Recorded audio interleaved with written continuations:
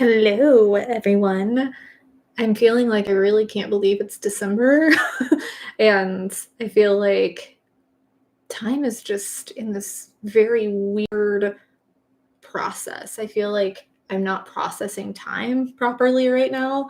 So it's not registering to me that we only have a couple streams left this year. So who is in here so far? This is Sweet Morgan, and we'll talk a little bit more about Sweet Little Morgan as the stream goes on, but this is Sweet Little Morgan, who I've been helping out. So we have a new little community member. We have a new little pack member. So she'll probably just be sleeping on my lap, but we'll talk more about her in a minute. Hello, David. Looks like a lot of people jumping in pretty early. Hello, T. Hello, Tyler. How am I doing tonight? It's only 4 p.m. here, so it's not quite night. I'm feeling tired. It's been a really strange day. There's been a lot going on, some good, some bad, but I'm just feeling a little kerbobbled right now. So if it takes me a few minutes to get in the groove, that is why. There's just been a lot of things that have happened today, a lot of things that I'm trying to process in the last few weeks. So that's kind of where I'm at. My brain is a bit scattered, both from pregnancy hormones and from just having a lot going on. I just finished school. I finished my semester, so I finished my bachelor's degree. I get to walk on the 19th and get my official bachelor's degree, so I'm really excited about that. Chris says, hello, narcolepsy, checking in here for the discussion. Maybe that's what we should do, is we should just start checking in with anxiety and things like that. Addictions here, because I feel like that's how it feels sometimes. Are all of our peeps here? Is everyone getting good representation? My Thanksgiving was really good, thank you. I had a nice little vegan dinner. It was like a roast and Brussels sprouts and sweet potatoes and mashed potatoes and pie and sparkling cider. So it was really good. Me and Aaron Bryston got to go do that. Nothing big or anything, just a nice little get together. Got to put up the tree and start getting into the Christmas season, because I'm still traditional in the sense that I don't do anything Christmas related until Thanksgiving Day. Towards the end of Thanksgiving Day, that's my tradition, and I'm sticking to it. No, Gabriel, not really any progress insomnia-wise, and that has had a really heavy impact, obviously, and I've said this, on my mental health, but it's also made it harder for me to process things, to communicate effectively, because I'm not all cognitively there. So when you're sleep deprived, it definitely affects your ability to problem solve, to manage stress, to manage anxiety, to think things through. You can be a bit more impulsive, more irritable. So it's really affecting me, and I'm still trying to be proactive in figuring it out, but I have yet to really make any progress in that.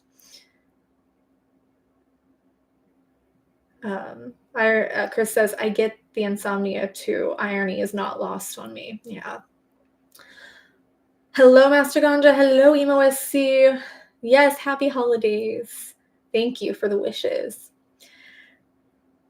David says, I put up the lights early November so I don't have to freeze my hands putting them up, but they don't get turned on until Thanksgiving. That's fair, because I know a lot of places it's going to get too cold by the time it gets to be Thanksgiving. It's still in the 70s here, so we don't really have to worry about that. It got cool around Thanksgiving, and when I say cool, I mean 50s, maybe 60s, but it's jumped right back up to the 70s and 80s.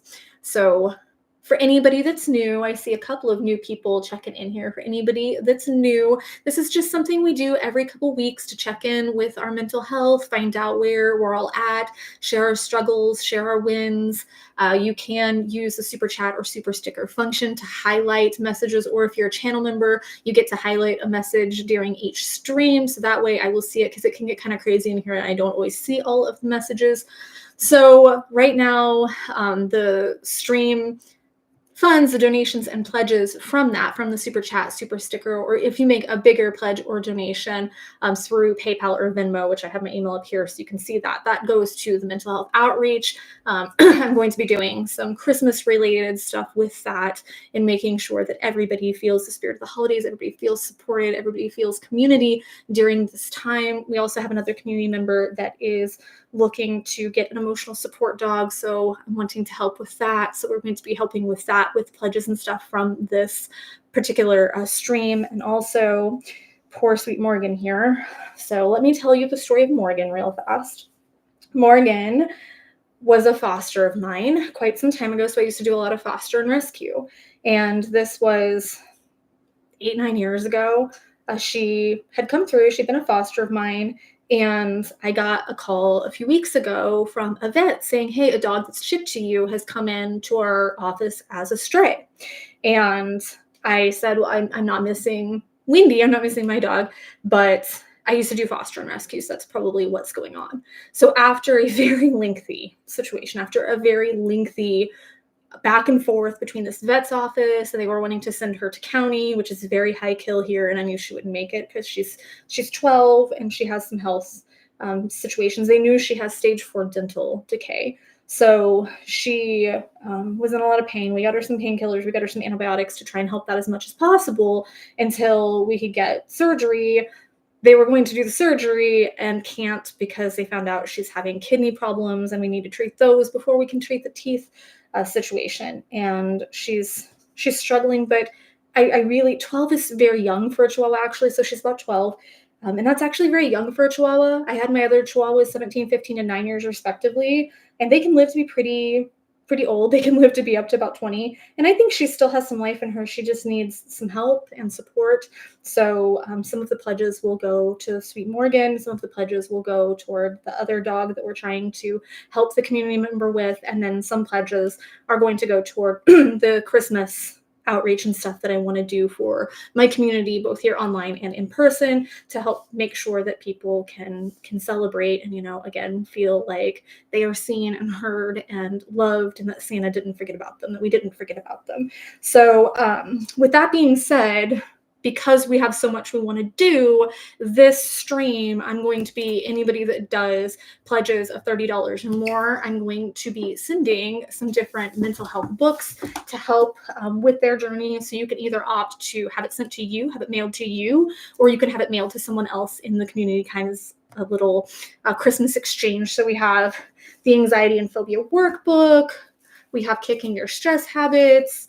We have a couple of coloring books here, 365 Ways to Boost Your Brain Power. So if you're just feeling kind of sluggish, Better Each Day, Tips for a Healthier, Happier You. So any pledges of $30 more, I'll be sending out a book to you guys if you'd like, or like I said, you can opt to give it to somebody else in the community. So there's a Freedom from Addiction one. So if you happen to be struggling with that, and Stop Walking on Eggshells. So if you or someone you love is struggling with borderline personality disorder, it will help your loved ones support you better. So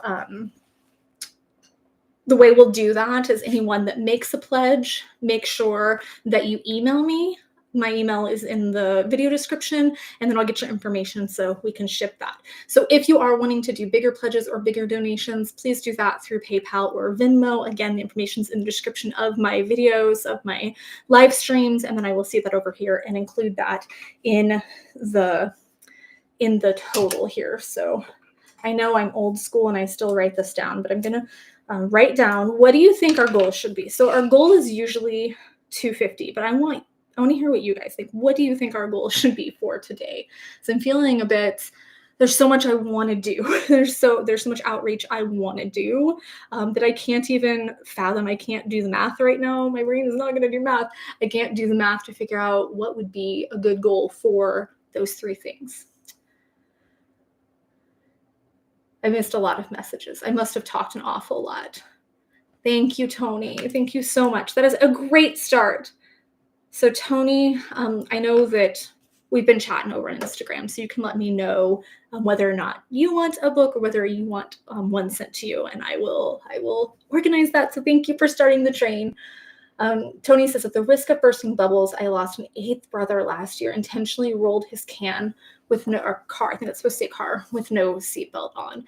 It's just tragic, the rate we lose veterans, the rate this is happening. And I know we talked about this personally, but I'm going to say this because I know there's a lot of other veterans in here. So I feel like with veterans, it can feel so very isolating, even if you still keep in touch with your brothers. And I know we talked about this, I know we suggested this, that I think something that might be helpful is to start some kind of Discord or some kind of community platform, like private community platform, maybe in a private Facebook group or whatever you guys are comfortable with, where all of you guys can get together and share I guess kind of more as a community, kind of like we do, but just for your platoon or your personal circle of your personal band of brothers. I think that that could be very helpful. So that way, if one person's struggling, all the other brothers can come together to help them. I mean, there are a lot of support groups for veterans. There's a lot of people here. There's veterans here that you can connect with in the community. I don't know if Nick might be in here right now, Rick James, Lee Huff. There's quite a few people I can connect you with if you are a veteran that's needing support, because it's just tragic that this has to happen at such a high rate. So I think, though, that if all of us kind of create that little pocket, maybe in a group text or whatever it is, just to keep in touch with each other. So it's more than, I know some veterans that I communicate with, they have their brother's numbers and stuff and they can reach out to them, but it can feel very heavy that way. It can feel very daunting when you're reaching out to each person, because then it gets kind of exhausting. Which one's going to respond? Do I need to message 10 people? Which one should I message? And I've had other veterans say that kind of having that group makes it a little easier to support each other and to be there for each other at a moment's notice. So say if one person is starting to have those thoughts, instead of, texting you specifically, Tonya, maybe you're busy at that time and you can't respond right away. If they text the group, then it's more likely that someone that's close to them in their band, in their platoon, is going to be able to respond faster. So just a suggestion for veterans out there.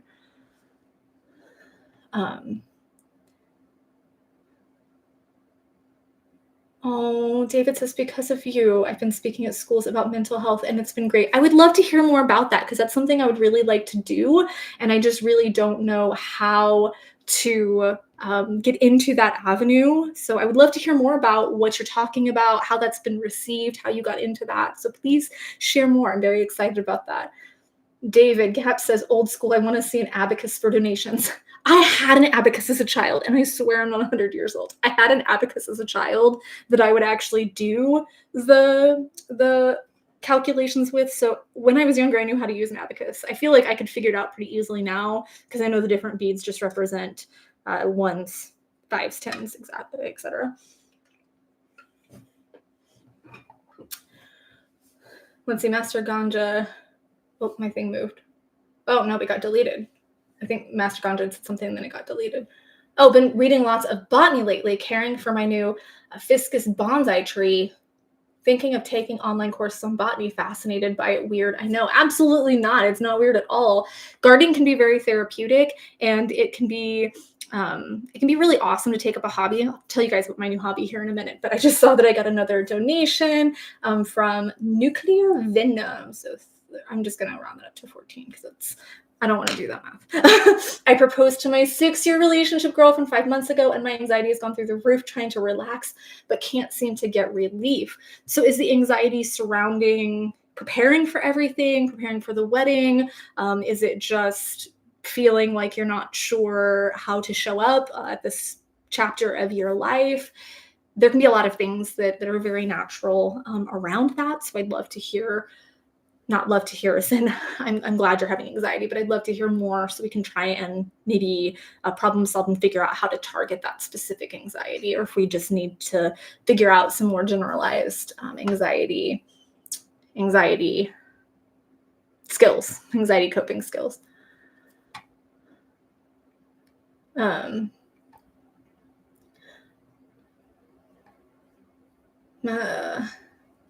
The chat is moving weird. My eyes are not focusing right. Corn 3 says, if I may, it's a harsh period. I'm not what I want to be, and I'm not what I want to be for others. I'm faking a poker face, but it's worse day by day. That is a pretty clear indication that your mental health is starting to take a hit. When you feel like you're, when you feel like you can't show up, when you feel like things are getting worse, when you feel like you have to constantly put on a face.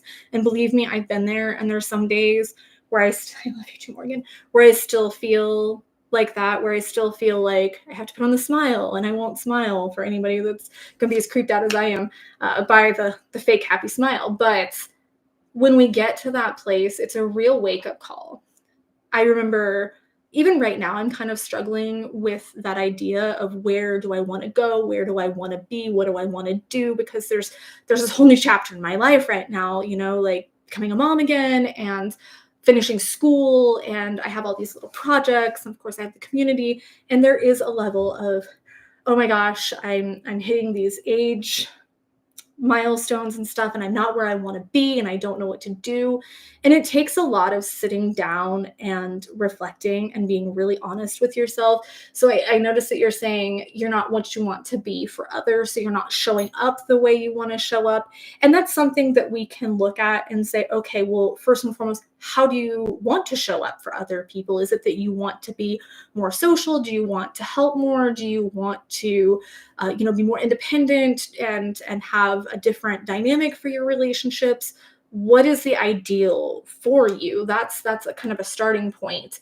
And you're saying you're not what you want to be. So because you're putting that pressure on yourself, because you have defined what you want to be, you are the only one really that can figure out how to get there. So for me, it's kind of strange because a lot of people base success off of money, or something like that. And I never really cared about the money aspect of any of the things I do. I mean, obviously I need to pay my bills, but like the community, for example, I don't care so much about money as much as I do. I want the community to grow. And if I'm thinking about money in context of the community, this community, it's more how can I do my outreach? It's not how to make more money for myself. So I'm okay with not making a lot of money or having a lot of money because I saw how happy my parents were doing life on their terms and not trying to keep up with the Joneses.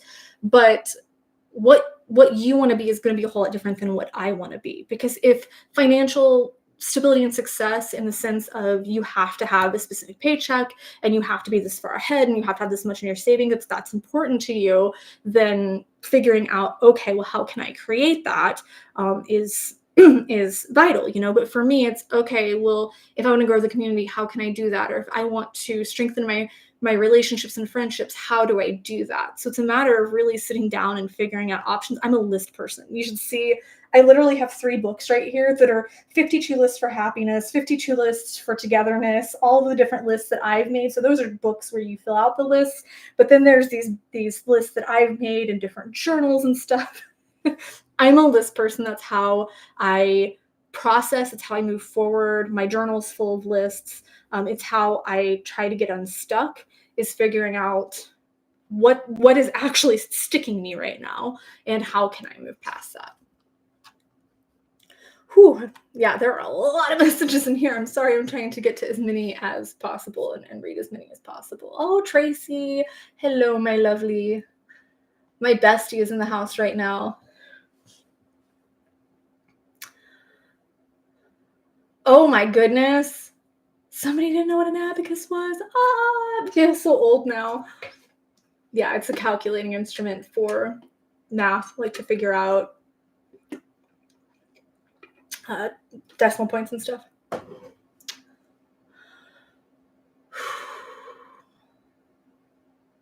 Oh, Manuel says, hi there, Amanda. I love your channel and I love your reactions. You always make me cry. Well, I hope happy cry, or at least process cry, but thank you so much.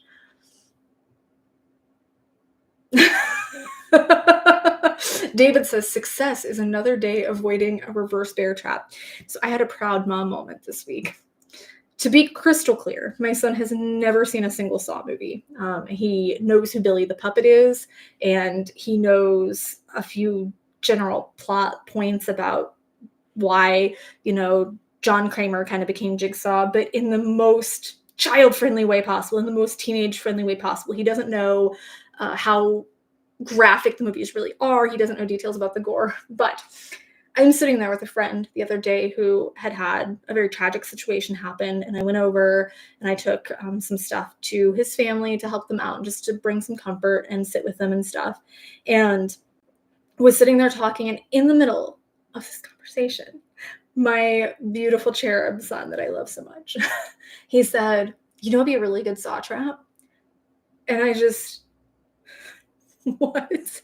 What, honey? What would be a good saw trap? And he basically described the reverse bear trap in slow motion. So instead of it snapping open, it goes in slow motion and basically rips your face off. And I'm going, I don't know whether to be proud that he had that level of creativity or whether to be disturbed that he had that level of creativity.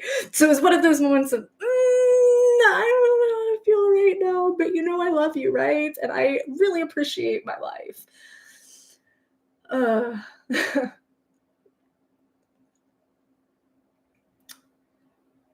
oh, David McDonough says, I'm trying to start an awareness group in schools around me and I, or around me, and I am getting through to the schools. They are starting to support the teens a lot more than before. So we're moving forward in a great way. That is excellent. I'm happy to hear that because teens need all the support they can get right now. There's a lot of stress associated. I mean, there's always been stress associated with junior high and high school. And when we look from an adult perspective, we're thinking, what do you have to worry about sometimes? But the answer is they have a lot to worry about. They have a lot of stress. And especially now in this world that we're living in at this point, they're constantly being bombarded with information, with tragedy, with comparison, with FOMO. So teenagers of this generation struggle a lot harder than teenagers of previous generations. And we can see what that's their fault for being, involved with social media and stuff. But it's kind of just become so common. My son's not on social media. He might join the chat. He said he might jump in. So he's over at someone else's house right now, and he might jump in and say hello, but he doesn't have his own social media or anything. He has a YouTube account, a kid's YouTube account, but we have to hold space for people at different parts of different journeys. So we can't look at a kid and say, well, I don't have anything to worry about, or look at a teenager and say, your life's fine, stop whining, or, look at someone who might have more money and say, you have everything you could want. Why are you whining? Why are you so depressed? Well, because mental health, anxiety, depression, like those struggles don't discriminate. Money does not make your problems go away.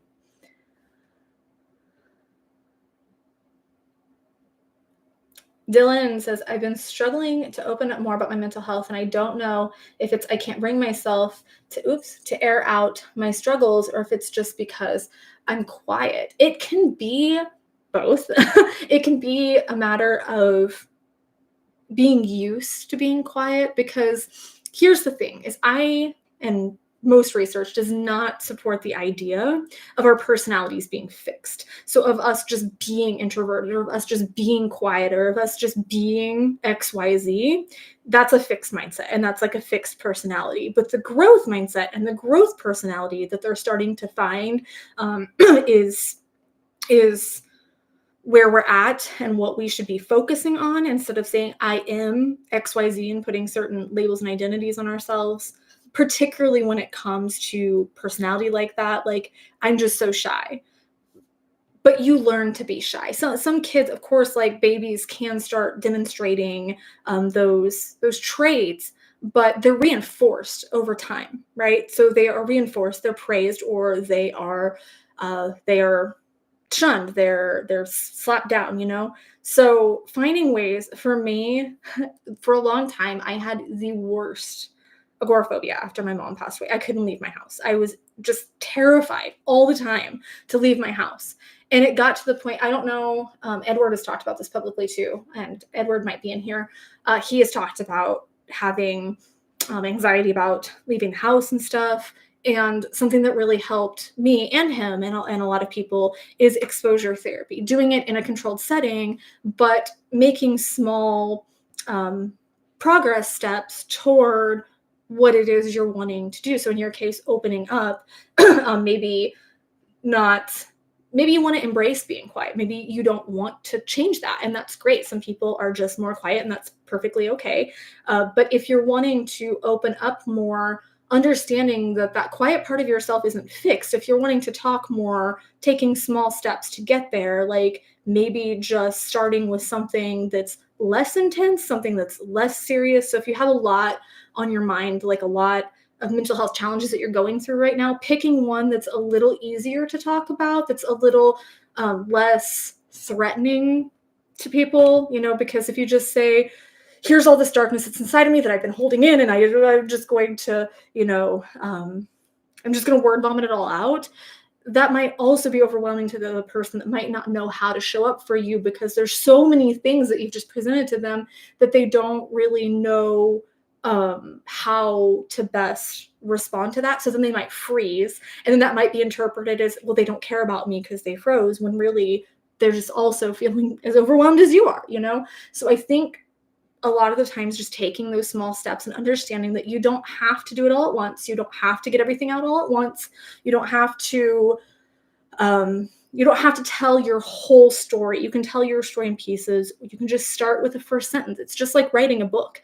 Telling your story is like writing a book. It's that first sentence. It's that first page. And then you can go from there. And maybe even start with people online, like people here. You can start telling us. You can share your story here in the chat. You can share your story in the comments of the videos, but maybe sharing here in a way that, you can think about it this way: you never have to see me again. You never have to see anyone in this chat ever again. So if you feel like, oh my gosh, I shouldn't have said that, I'm so mortified at this point, that's how I think of it when I talk to people that aren't in my immediate circle. Is even on this channel, I think, I could delete this whole channel tomorrow and I could just disappear off the face of the planet if I say anything horrifying. I have to tell myself that. And even though I'm obviously not going to do that, I have to tell myself, you can just walk away and disappear and delete the channel and all the videos tomorrow if it's that bad. So maybe whether here in this community or, on another online space, maybe start there with something kind of small and then work off of that. Thank you so much, Kay Horan. We didn't really set a goal, so we're just going to see where we go today. Okay, so we are about, we're probably going to stay on longer. I was going to say we're halfway because usually we go about an hour, but let's be real, we're probably going to stay on longer, especially if it's for sweet little Morgan. And especially if it's for sweet little baby Morgan. She's just so sweet. She's just such a sweet soul. And here's the crazy thing. So Wendy, my other Chihuahua, and to be clear, we are adopting and keeping Morgan. But Wendy, the other Chihuahua, she is very territorial. She does not let other dogs in her bed. She doesn't let other dogs near her food. She will get what my son calls dragon scales, and all the fur along her spine will stand up, and she'll growl and snip and get very aggressive. But she never once as much as growled or barked or anything at Morgan, and has been nothing but welcoming to her. They sleep in Wendy's bed together, which is just unheard of. And all the dogs that are in my house, and there's a lot of them because I do dog sitting, dog boarding is my day job. So there's a lot of dogs in and out. Wendy's always hated dogs. She's never liked another single dog. She always barks and gets aggressive. But she's let Morgan stay with her and sleep in her bed and even nibble a little bit of her food. So I just feel like they're meant to be together. Like they see something in each other. They sense something in each other, and it's just beautiful. So we're all attached now. Wendy's attached, I'm attached, Bryson's attached, Aaron's attached, Morgan has to stay, and we have to be able to help her get better. Hunter, thank you. Thank you so much. Let's see. I'm a 29-year-old woman and also a rape victim.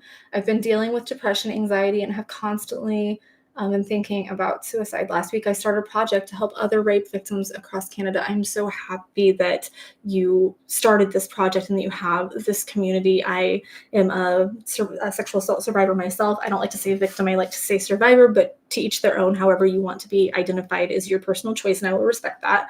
But I think it's amazing that you're using something so dark and so insidious to create good and to show up for other people and hopefully get that in return. Because the best way often, like I was saying earlier with veterans, the best way that we can move forward, that we can heal, is to find other people that are also in that space, that have been through that we can hold hands with, that we can get together with, that we can share the pain with, that are going to understand us and hold space for us. I'm so sorry that happened to you, that you had to go through this and all of the falling out that comes with it. It's completely natural that you're feeling that anxiety, that depression that comes with this, because it's something that's never supposed to happen to us. It's a violation of our space. It's a violation of what's natural. So these things are never supposed to happen to us.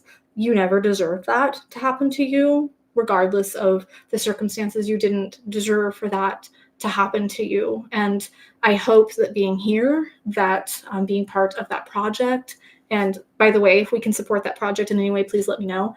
Being part of that project can help you move forward and heal. For me, I really struggled. There were two things that really helped me, and I'm gonna spill the tea a little bit here. But there were two things that really helped me. One was I shot for Playboy in my 20s, and I'm very proud of that. But I'm always kind of hesitant to talk about it because people look at it in a very specific light, when for me, that was my way of taking my power back. That was my way of, I'm going to do this on my terms. I'm going to show up. I'm going to do this photo shoot.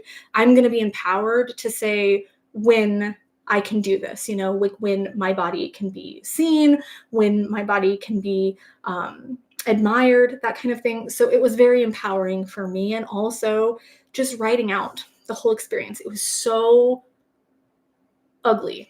It was ugly and it was scary, and it really shook up a lot in me. But I ended up just writing from a couple hours before it happened to the attack itself, the assault itself, and then the aftermath. So I actually ended up dropping out of high school shortly after this happened because I just never wanted to see him again. And he was very cocky, and he ended up, I guess, the girl that I'd talked to, that I'd opened up to, kind of betrayed me and went to him. And in the middle of the crowded school hallway, I remember him saying really loudly, "Thanks for telling everyone that I raped you." And talking about that, going through that, I actually have a vlog. David can drop this, the link for it. I have a vlog where I went back to the place. This was also very therapeutic to me. But this took years. Keep in mind, by the way, I did not say this, but all these things took years. This happened when I was 16. The assault happened when I was 16. I ended up shooting for Playboy in my early 20s. I didn't end up writing about this until my early 30s, I think, was when I wrote about it. And then going back to that place, I did a couple of years ago. So it was progress and it was steps. But absolutely, I ended up dropping out of school. I ended up going into this deep depression about it. I ended up telling my mom, but only because she walked in on me an absolute mess. And she knew something was wrong. And I ended up telling her, and her first reaction was, "Don't tell your father." Because my dad was a PTSD-riddled Vietnam veteran that would have found him. So writing about it, opening up about it, even talking about it now, I don't feel as scared as I used to. I feel a lot more empowered. I feel like I have I've learned to fight back in a way. I've learned to take that back, because here's the thing. I don't know if this is helpful. I hope that this is helpful for you to hear right now. But if you lose your battle, that means that person wins. That means that person didn't just violate you and take something from you in that moment. That person is continuing to take from you. That person is still sapping your happiness, your peace, everything positive from you. And then they get to take the ultimate thing, your life. They get to say, "Hey, that's because of me." Like, so that power struggle, which is why people engage in sexual assault. It's a power struggle. It's not a sexual thing. It's a power play. Now they have that ultimate power. And there is, I was there where it's like, I can't do this. I don't want to be here. I can't connect with people. I can't be in an intimate relationship because of this guy. But then it finally got to the point of me going like, oh, hell no. Absolutely not. No, no, no, no, no. You are not taking my life from me. You took my virginity. You are not taking my fucking life. So that to me was very empowering. I hope that that was helpful to you. I know that it can be um I know it can be a very heavy thing to come to terms with when you're saying, wow, like this person's still having some kind of influence and power over me. But it's also very empowering because it makes you angry. Get angry. Get angry because they don't deserve that. They don't deserve to take that away from you. So I hope that I hope that that helps. I hope that that resonates with you, Hunter. Also, are you? Oh God, I just moved the whole entire desk. I was just trying to scoot the chair away and move the whole entire desk. Hunter, have you been in here before? I'm not sure if you have been in here before in our live streams. I am going to read our good news story for the day, and then we'll get into our wins. Like I said, we're probably going to go over, but that's totally okay. That's totes okay. So we're going to do our good news story. Let me get to it. Okay.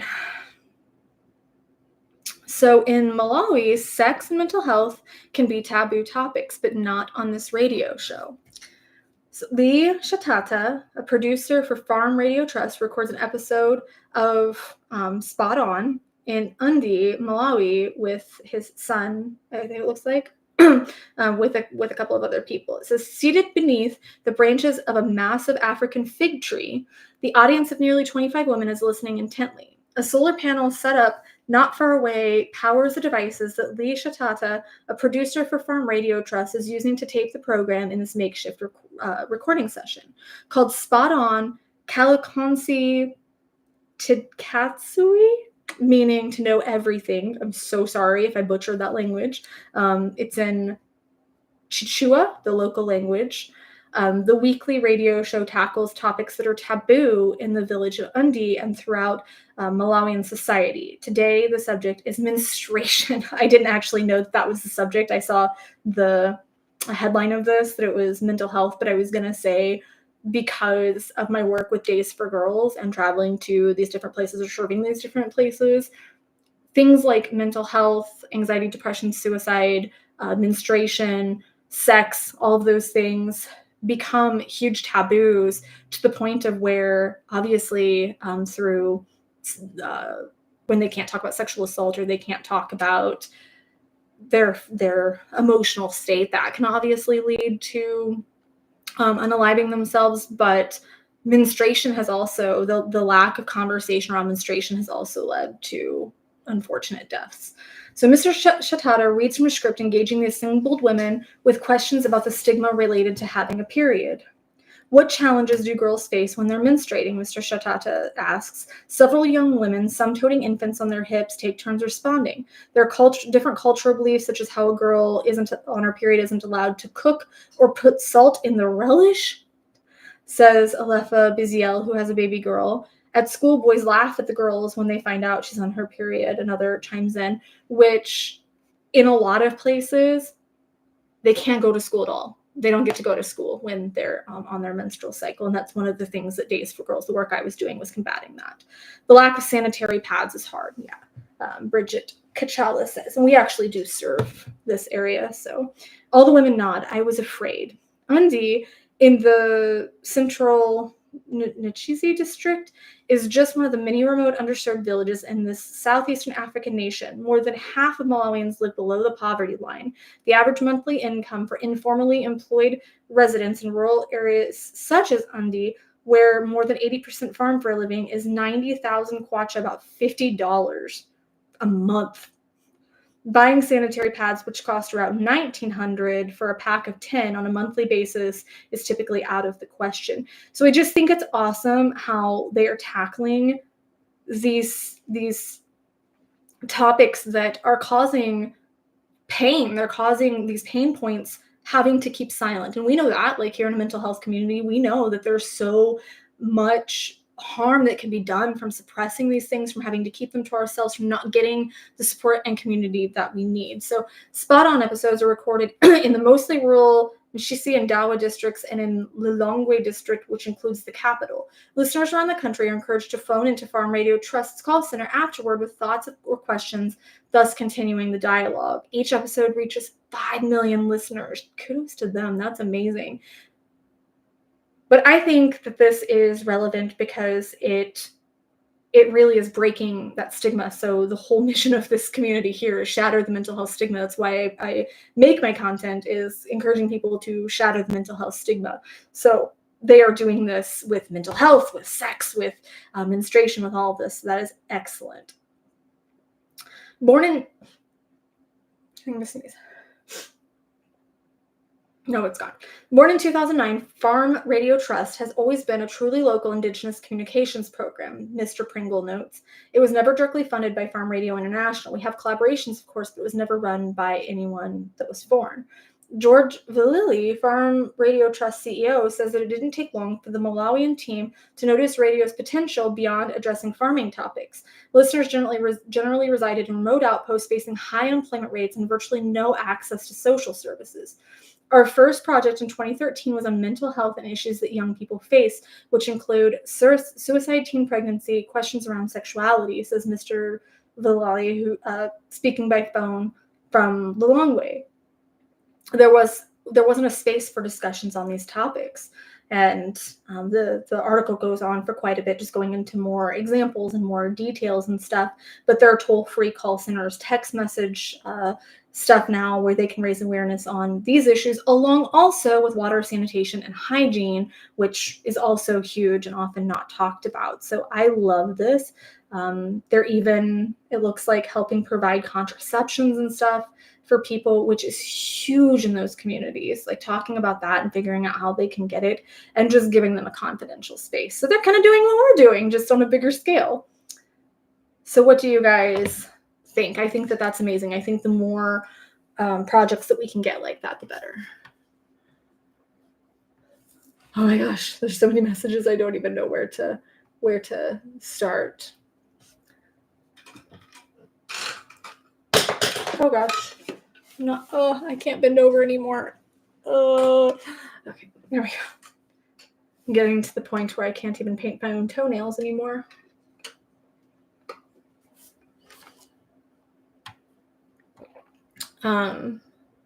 Master Ganja, I know he's asking this to David, but says, do you have a recommendation for my disdain and disgust for therapists? I'm always observant on them as I do not like or trust them.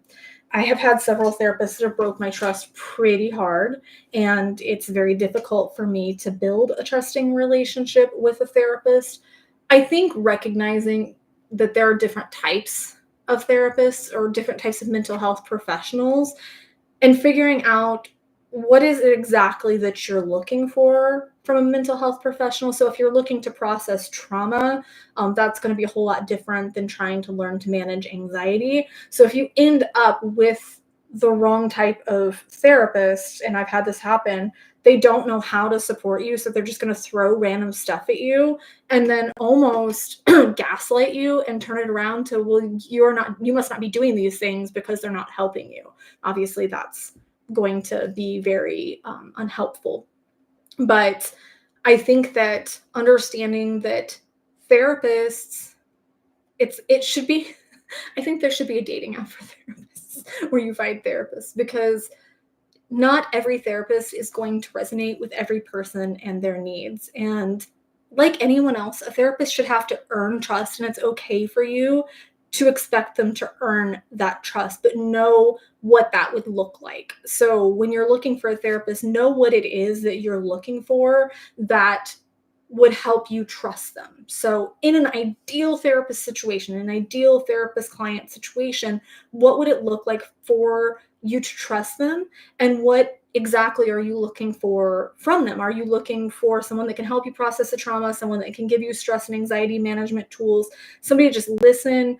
It really depends. And be upfront with them so that, number one, maybe they don't process trauma, maybe they don't do PTSD, they have the opportunity to say, that's not really what I do, but let me recommend you to somebody that can. So being very transparent upfront about what you're looking for from that relationship and seeing if they can provide that. And then making them earn your trust, because anytime I see a mental health professional, you're going to earn it from me.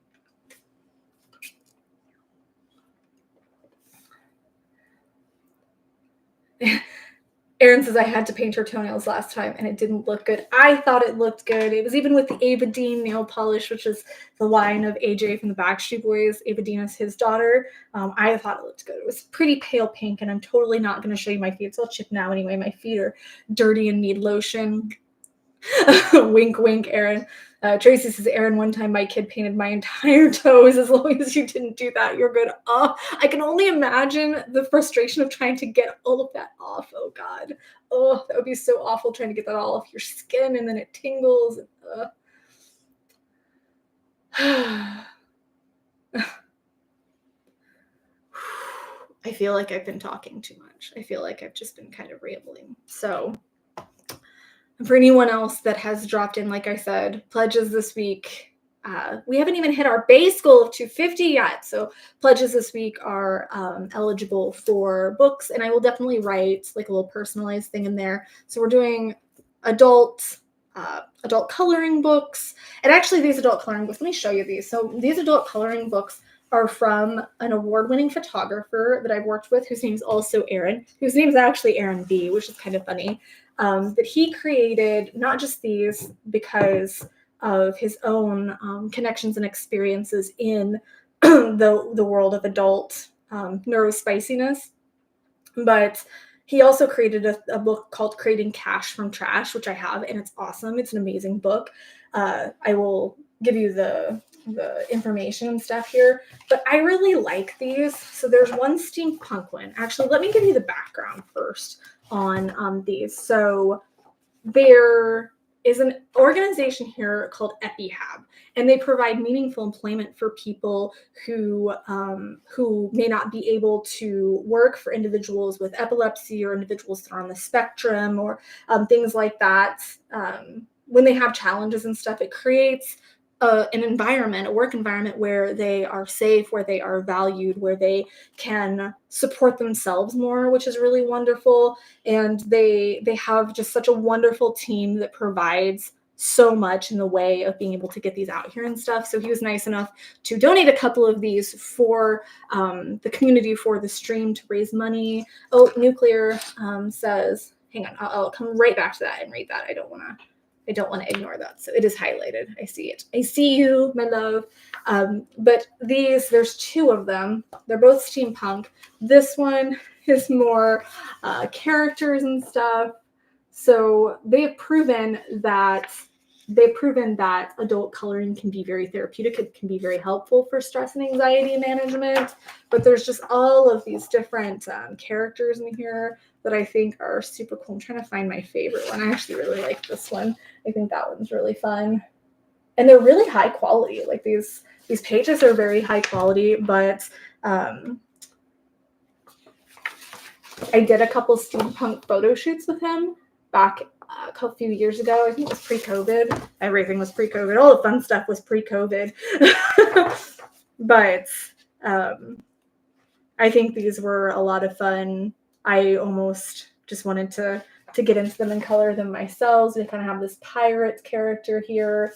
So I love adult coloring books. And like I said, they're very, very helpful for stuff. So these can be included also. I'm going to include these with a couple of the book orders, or not orders, but book pledges. So if you guys make the pledges of $30 or more and I send the book, I will include these in a couple of the orders too, just as kind of a little special bonus. So Nuclear Venom says, did I just write that down? I did write that down, right? I'm going crazy. I think I just wrote it down. My anxiety is mostly happening due to money. Our inflation here in Canada is really bad. Everything is extremely expensive. For example, the cheapest venue we found is $28,000. Well, $27,659. Yeah, it's not any better here in America. I don't know anything about Canada. I know that there are different places here, like botanical gardens and stuff, that you can do. It's not an official venue, so it could be a little bit cheaper, that you can do ceremonies and stuff at. But money, I think, is one of the big sources of anxiety for a lot of people, especially right now with inflation and with things going the way they are. It can be so overwhelming to try to figure it out. But just, I know that you want your day to be perfect and you totally deserve your day to be perfect, but really work on finding ways to cut corners. That's when I was homeless, when I was at my lowest, when I was trying, even right now where I'm trying to build things back up. Um, it's really easy to fall into a state of absolute overwhelm with all of the finances, with again the state of things with inflation and stuff. But really try to find other ways of doing things outside of the conventional ways. So a lot of the bigger venues, a lot of the really extravagant venues are going to be more expensive, more costly, and it might be worth really reflecting on how many people do we really want here? How big of a venue do we need? Things like that, and figuring out what other options are. Or maybe ask other people that are getting married, because I guarantee you're not the only one that's going through this. So ask other people, like join some some groups and stuff for people that are engaged, or maybe for people that are wedding planners in Canada, not necessarily to hire them, but I'm sure there's a lot online that could give you some insights and some ideas and stuff for alternative venues, for alternative things. But yeah, I mean, I don't know Canadian, I don't know the Canadian culture enough to know what things are like right there, right now. I'm just speaking from my perspective as an American who was freaking out the other day because one of the things I was talking about, and this is one of the little things that our pledges went to, was someone here in the community that's here locally in the community. They're here on the channel and everything, but they're also here locally in the community. They lost someone very close to them to an overdose, and one of the people most affected was a teenager in the family that was very close to this individual. And so I went over and I took her favorite Starbucks drink and stuff. And I went to Starbucks. I got a tall drink and I nearly stroked out at the fact that this tall latte was $7. And what are we doing here? I remember working at Starbucks and the absolute most expensive tall drink we had was like maybe $4. So it just really was culture shock to me. I don't go to Starbucks. I don't go out and get things like that very often. And I can't drink caffeine. I mean, especially now, but before for different reasons, for anxiety reasons, but I can't really drink caffeine. So it boggled my mind. And every time I have to go buy food or anything, it hurts my soul. So I understand where you're coming from with the money situation. And if you want to email me or you want to message me on Instagram, maybe I can help you try and find some other things in your area, or try and connect you with some people. I know we do have some other Canadian individuals here in the community, so I'd love to try and connect you and help you with that. I'm not a financial person, so all I can really do is empathize with the fact that it just sucks out there right now. It's bad. It's really, really bad out there right now. But there are ways that you can still celebrate your love, celebrate your togetherness in a way that still is what you deserve, without spending $28,000 on a venue. That's insane. David says, I love steampunk. That would be a good look for Amanda. I'll have to post some pictures of that over in the community. Rick, thank you so much, Rick. Rick Boost is up here. And Rick, if you would like a book, if you want a book donated to somebody else in the community, please let me know. Can't stay on 11/21. I lost my 38-year-old daughter. Oh God, the police are involved. Yes, it's that bad. Justice will prevail. The system or by my hands. I don't care. Done it before and we'll do it again. Oh my God. I'm so sorry, Rick. This is not what you needed in your healing journey. I mean, nobody needs this, but this is not what you needed. And I'm so sorry. Thank you for supporting the community and supporting the outreach and stuff. If there's anything we can do for you right now, there's nothing I can say. I mean, losing a child is my worst nightmare, and I've had miscarriages, so I can relate on some aspect, but there's a big difference, obviously, when you've had 38 years to bond and create that connection. And I am just I'm heartbroken for you. And I want you to know that the community is here for you. I don't want this to set you back. I don't want this to derail all of the progress you've made. And we're all here and we all have your back and we all love you and appreciate you. Yeah, that's Erin. I'm with Erin. I'm so sad for you. I just have no words. I have no words. Let's really band together for Rick, guys. Rick has been here for a long time and has been very supportive to the community and deserves all of our love through this. So if you need anything, Rick, you know my email.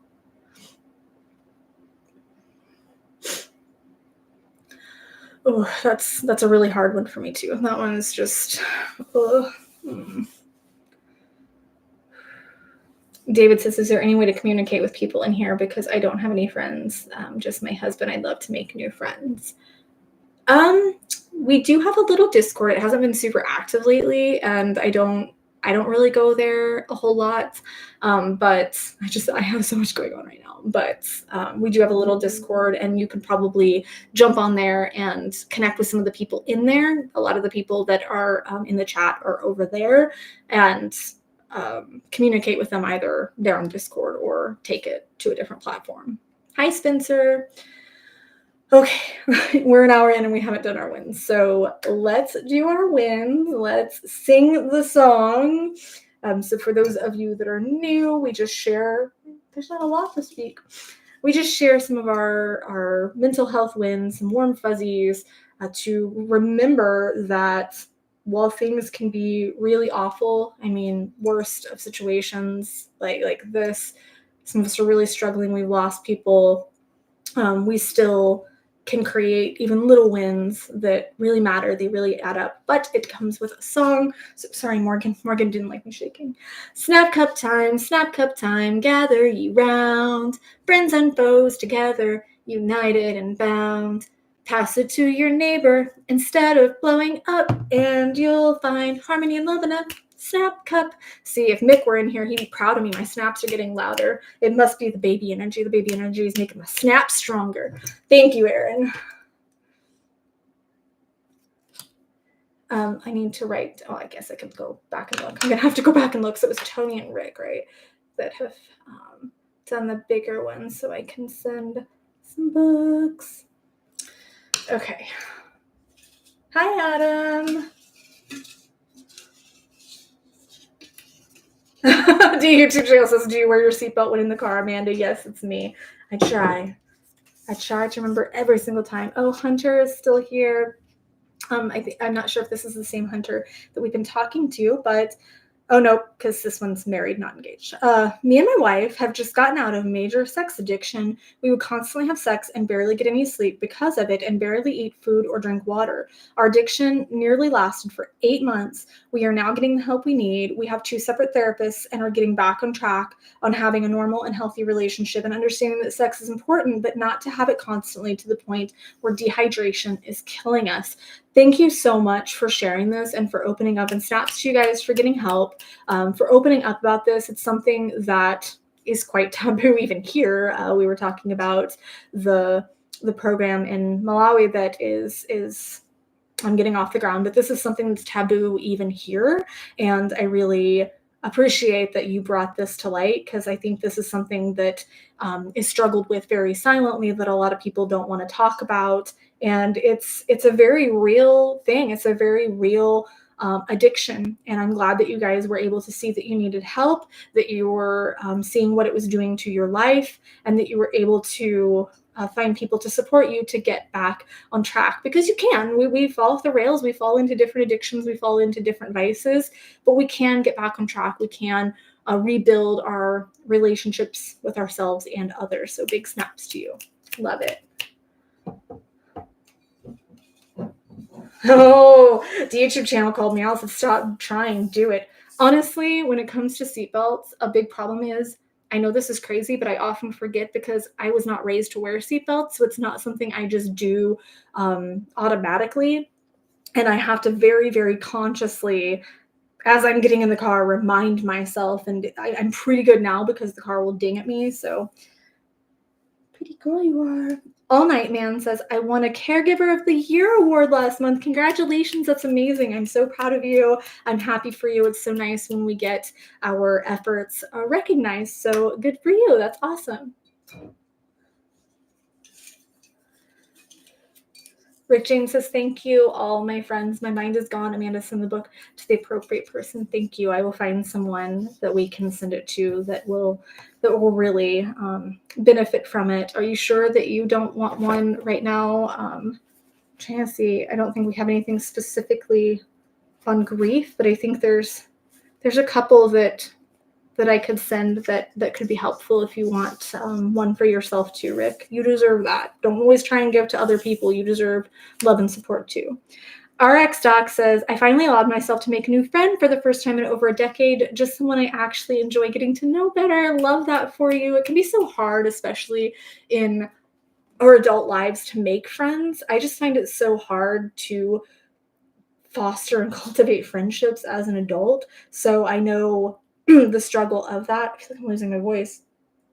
The struggle of that. And I'm very happy for you. I'm very happy that you're getting to know someone better and connecting with them. I'm sorry, Sweet Morgan. Would you like to go over on the little pillow? I feel like me moving around and snapping and stuff is not making Sweet Little Morgan happy. You can have my sweater right there if you want. The sweater. And I try to make Morgan happy, and Aurora's not happy. I can't make all of my girls happy, okay? Okay. Rick, you better reach out to me later. I expect an email from you in the next couple days so we can talk, okay? David Gap says, I baked my grandmother's gingerbread cookies and relived a happy part of my childhood. Oh, I can practically smell gingerbread now. Aaron and I are going to make bean bread after this because our Christmas movie became the Night Before Christmas Netflix special, which is just really cute, and they make bean bread in that, so that's what we're going to do. Oh, sweet Morgan. That's what we're going to do tonight, but I can smell the gingerbread. I love reliving those things. A few years ago, actually it's quite a few years ago now, it had been like 10 years ago, I ended up making a gingerbread house, but it was Gregory House, like Dr. House, with this little, it was a candy cane, so I gave him a candy cane as his cane and a little bottle of Vicodin and made a gingerbread house. It was just my own gingerbread house. I made it my own. Ashley Carper says, I was able to pull myself out of a manic episode, and it's been a good week without feeling any real lows. Usually I bounce back and forth, but I'm hoping this lasts for a while. I'm happy that you were able to pull yourself out of that, that you haven't hit those lows. Know that, there are times that those are going to come. Try to prepare yourself the best you can for them. You're saying usually you bounce back and forth, and preparing yourself the best you can for them is ideal. Hang on, I'm gonna put Morgan up on the little beanbag. Here you go, my sweet Morgan. There's your Frankie, okay? Oh, the snap cup covered the bump. That was unintentional but funny. And I hope it lasts too. I think that I have dysregulation episodes because I live with borderline personality disorder, so I can also have dysregulation, emotional dysregulation that can be all over the place if I'm not cognizant of it. And holding space in my heart for the really bad days, knowing how to navigate those bad days, because they will come. Hopefully it's a while between now and the next one, but they will come, and knowing how to navigate those, what's best for me during that time. Do I need to try and be productive? Do I need to take more time for myself, whatever the case is, and figuring out what did you do to pull yourself out of this episode. I mean, I feel like what skills you used. So kind of keeping track of what is effective, what skills work when, can really help you get to the point where you're not bouncing so much. Oh, Tracy says, don't hide her from me. Does Tracy need to see the belly bump?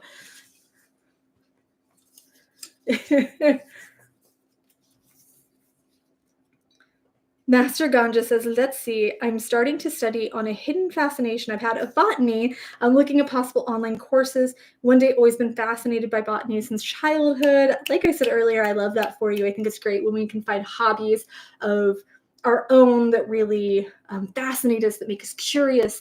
I was just writing in my journal this morning because I write nowadays for the last several months, I've been writing my journal thing, and then I'll write like a little piece to the baby. And this morning I was saying, I just want to see the world through your eyes with that wonder and that curiosity and that passion, where kids, babies and stuff, they can see the world through a different lens than we do. And I really want to focus right now on seeing the world through her lens, through seeing it through that curiosity and that wonder and that joy, and just really connecting to that. So I think getting into things like this lately, I made a Poshmark and a Pango Books accounts. So I've been doing this reselling stuff that is making me feel much closer to my parents in a strange way. I love it so much. It's just been kind of a little side hobby, side hustle right now that's just been making me feel close to my parents, because I started it because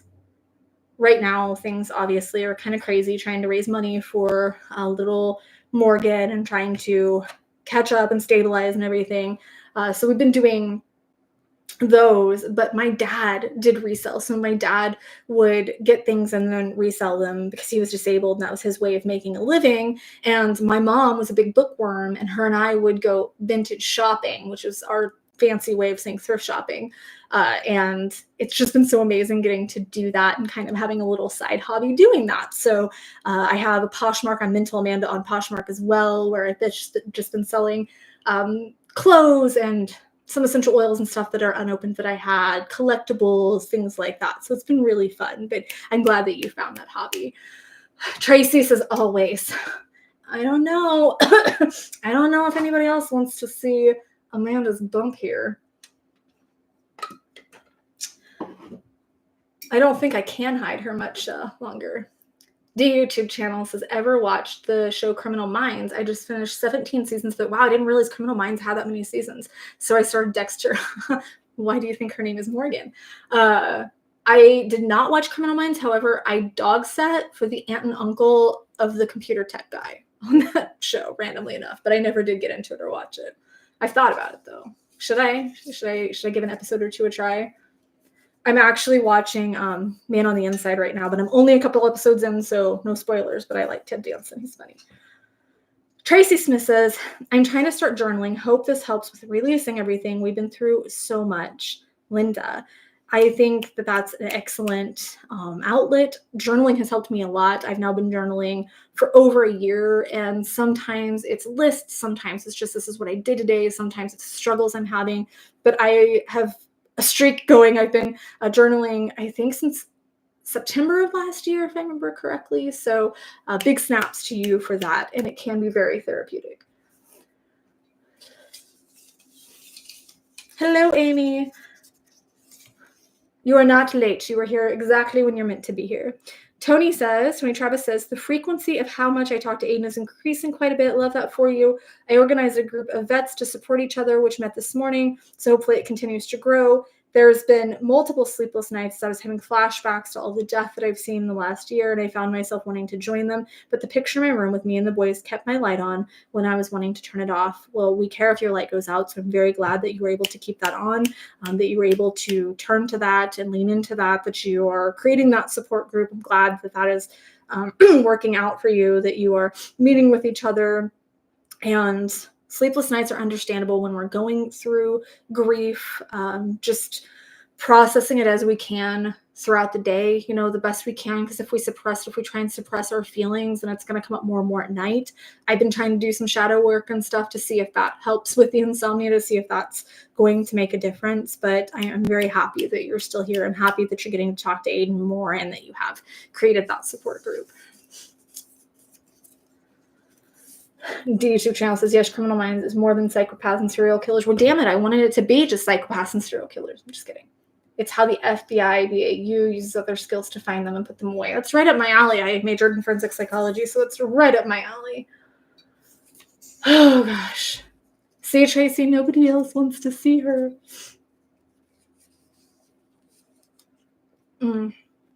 Jake Smith says, I spent my third year away from the Black Friday madness. The fact is that people still go crazy over a TV and other overpriced items at special discounts is mind-boggling. I am proud of you for that. I have never once participated in Black Friday, and I never will.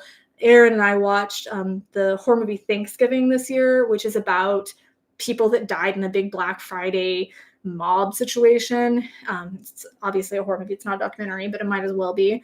And there is a killer the next year that starts hunting people down that were associated with it and killing them, or getting them together for a Thanksgiving dinner with the intent of killing them. So I think Black Friday is insane. I would never, ever, ever go nuts over something like that, especially knowing I know people that work at a lot of these big retailers, and they're not discounted. For the most part, they raise the prices in the months prior. So then when they drop them, it seems more drastic. So it's insane. And I never, ever, ever jump on board the Black Friday boat. Ever, ever, ever.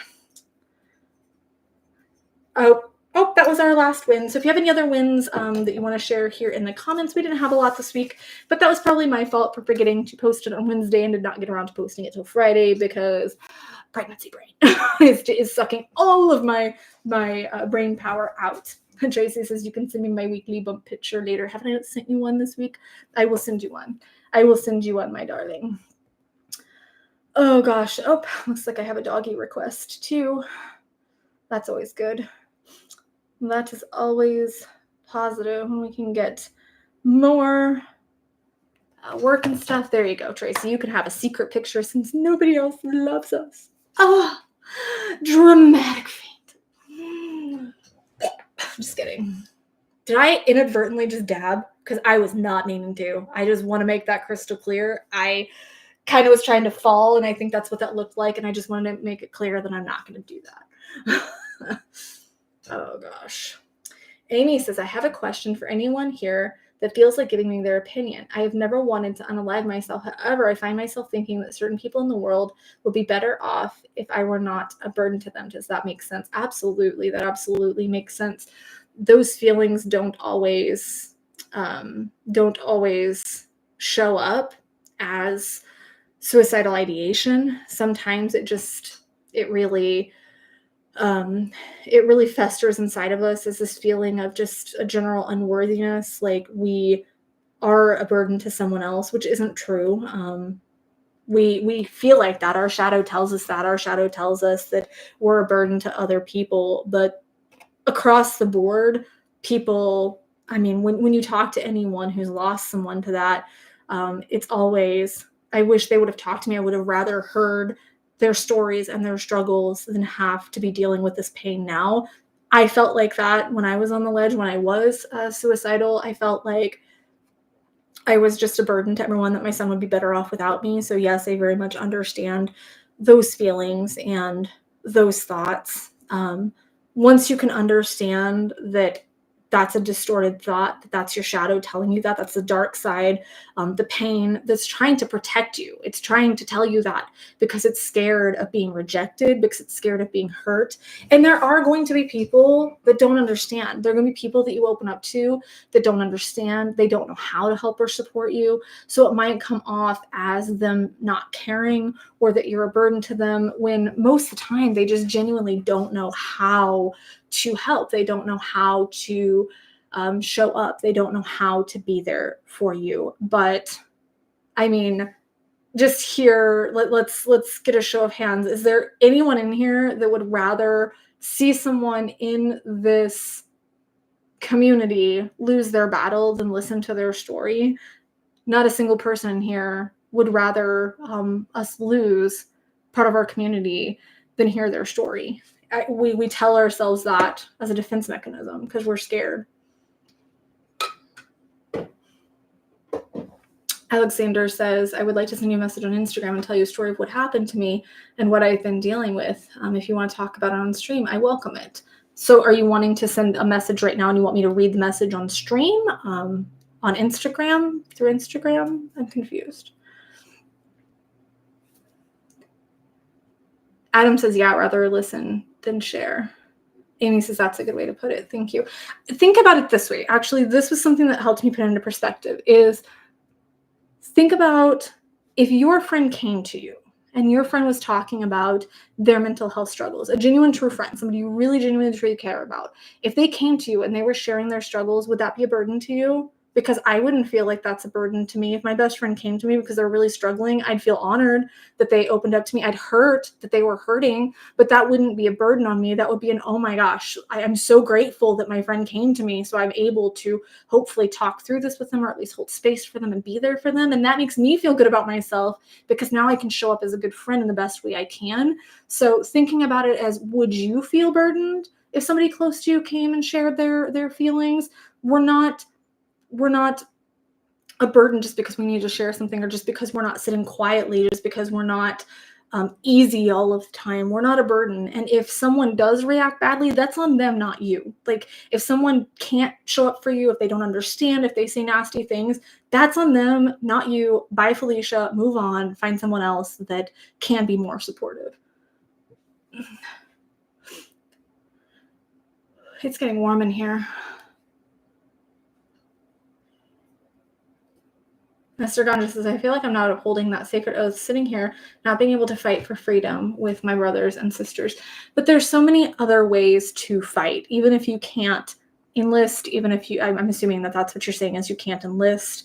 Just because you can't enlist, just because you can't do the physical aspect of it, just because you can't be this one particular character, doesn't mean that you can't find other ways to support your brothers and sisters, that you can't fight for freedom. There's so many other ways to fight for freedom than physically fighting. As we were talking about earlier, creating those safe spaces that they can come to and talk, creating support systems and stuff for veterans, that's fighting for their lives. Like, that's literally fighting for your brothers and sisters' lives. So really reflect on the different ways that fighting can be carried out, that it's not just the physical fighting. That's my suggestion there. Sharing is not looking for answers or offering solutions. Sharing is just being heard and not feeling alone. Absolutely, yeah.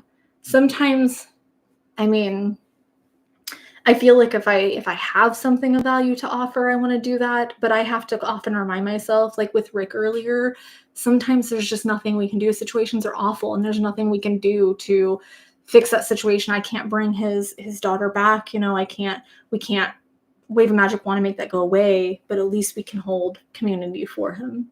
Yeah. Master Ganja says, they medically retired me. It's so embarrassing and infuriating. I can completely understand how that would feel, that it would be very frustrating that you can't do what you want to do, that you can't show up in the way you want to. I can totally understand that. Whew. Alrighty, so yeah, we have Tony and Rick. I'm gonna email Rick and see who he wants the book to go to. Let's do an add up and see. I need my calculator because my brain, again, is just not working right now. I need my calculator.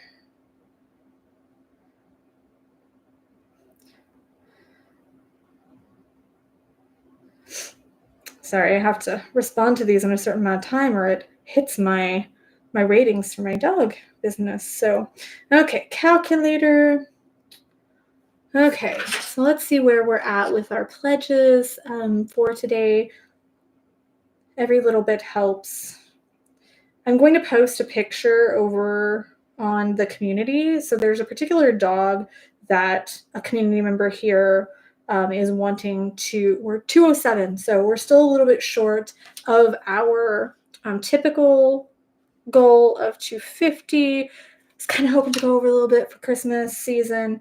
But I'm going to post a picture. Actually, I'm going to do it right now. I'm going to post a picture before I forget, because Lord knows I'll forget, of the doggie that we are trying to rescue for the community member as an emotional support dog. So his name is Artemis.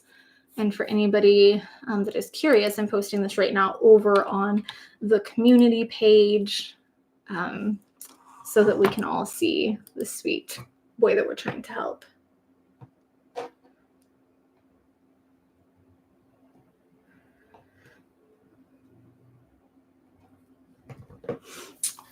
So let's see, community. I'm so glad it didn't start auto talking. I didn't have to hear my own voice right now. Oh, goodness. Okay. Yeah, so here is sweet Artemis. Just typing a description for everybody that might be seeing this later.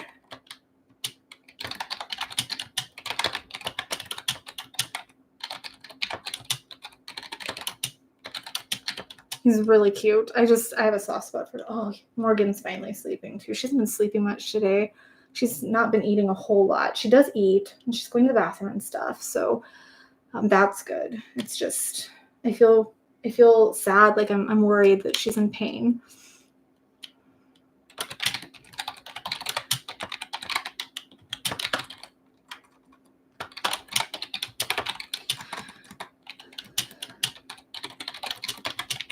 Alrighty, so that should be up in just a second once it processes through.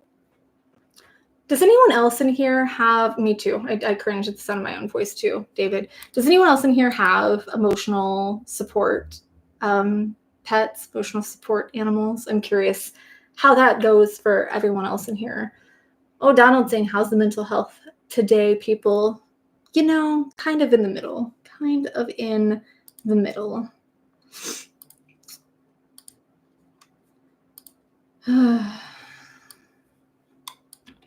Just making sure.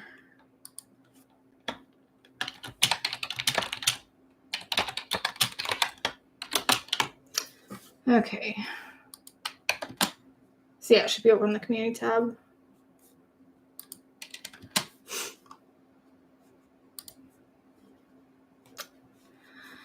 Okay. David is a mental support human for my cat. Yeah, I feel like I'm probably a mental support person for all of my fur babies too. I know Morgan's having a hard time, so I know that her being able to just cuddle up, we got her a nice little warm bed.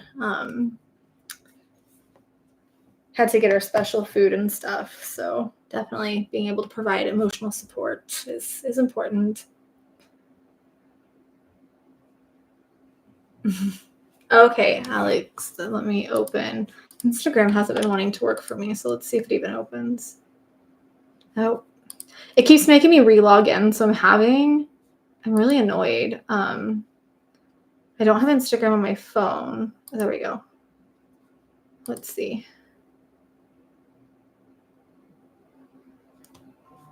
I'm not seeing a message, but Erin, you can come get Morgan. She's right here. I promise you can come get Morgan and cuddle her.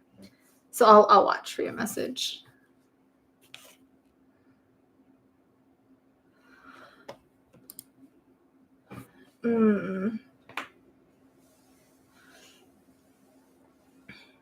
Master Ganja says, I don't know why I wake up screaming and swinging in my sleep and sweating profusely. That sounds like night terrors, and it's different than nightmares. A lot of people don't realize that, but night terrors are different than nightmares, and that's something that I would definitely see a professional for. I did make a video a while back about night terrors that might give a few tips, but that's something I would definitely suggest talking to a professional about, because it can be really frightening, and it can be more than, just some stress management and stuff can address, because it's usually triggered by pretty deep trauma. Eugene saying that he has a lot of those as well, the night terrors. So hopefully you guys can band together a little bit and support each other in that. I will wake up to nightmares, but I don't have night terrors. So I don't personally have experience with that. I've talked to a lot of people that do here in the community, but I don't have experience with that personally. I feel like, did I talk too much and that's why I'm losing my voice? Morgan says, hush, I want to sleep. She's all curled up under a blankie right now. She doesn't like, Wendy likes to burrow. Morgan doesn't like to burrow. Morgan likes to have her head out. T. Montgomery says, Master Ganja, they, meaning the night terrors, suck, but with help, that does get better. Yeah. It's one of those things that that really merits getting some support from someone who is qualified to address that trauma.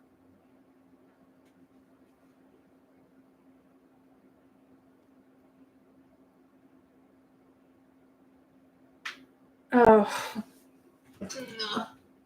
I just feel I feel crickety. I feel like I'm just feeling very stiff. I've been trying to do yoga in the mornings to stay limber, to not let my condition right now have too much of a physical effect. So I'm trying really hard to adjust and stuff to that. But yeah. So I guess we can start wrapping up here. I decided that I was going to have a little bit of a later dinner because ironically, I thought that I would be getting more hungry, but I'm actually eating a lot less right now. And the midwife said that that's fine as long as I'm eating nutrient dense food. That it could be just a passing phase, But to watch weight and everything, and again, make sure that I'm balancing nutrients and I'm not just eating junk food and whatnot, but I'm still getting protein and I'm getting my macros and the micros as well. People forget about the micros a lot, but yeah, I've just been trying to balance things. So I've been doing little mini workouts in the morning and mini yoga sessions in the morning just to stretch a little bit so my muscles don't get too stiff because my back is already starting to feel it. My back's already starting to get very stiff and stuff.